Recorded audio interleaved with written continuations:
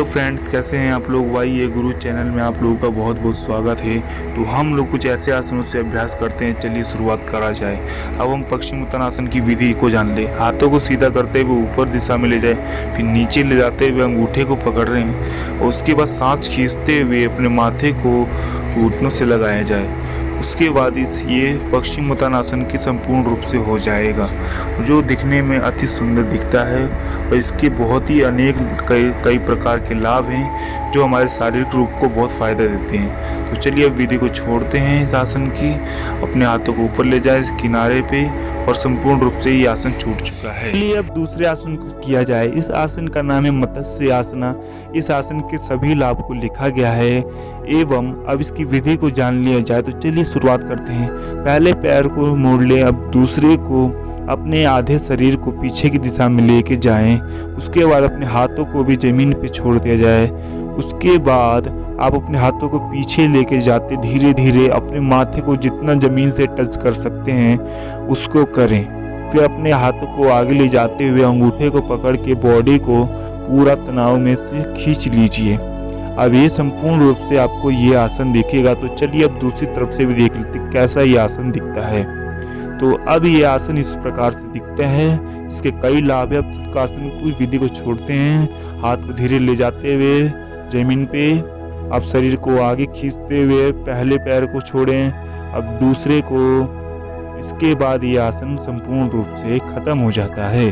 तो चलिए, तो जिसको भी इस सवाल का उत्तर पता होगा, जिसके जवाब सबसे बढ़िया होंगे, उसे कैशबैक कूपन दिया जाएगा 500 रुपये का। तो चलिए फटाफट से अब तीसरे आसन की तरफ हम लोग चलते हैं। तो तीसरे आसन का नाम है शीश आसन।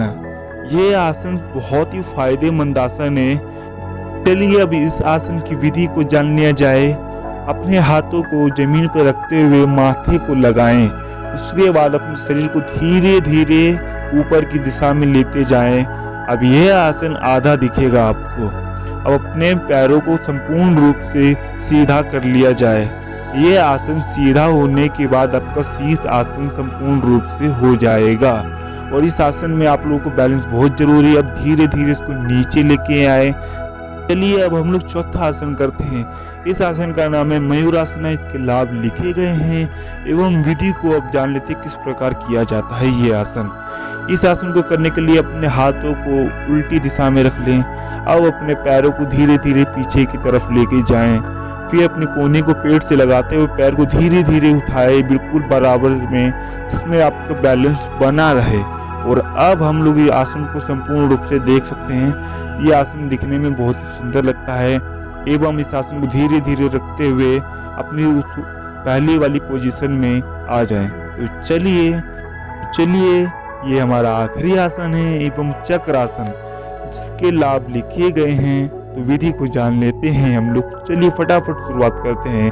सीधे खड़े हो जाइए, फिर धीरे धीरे पीछे की दिशा की तरफ अपने शरीर को मोड़िए।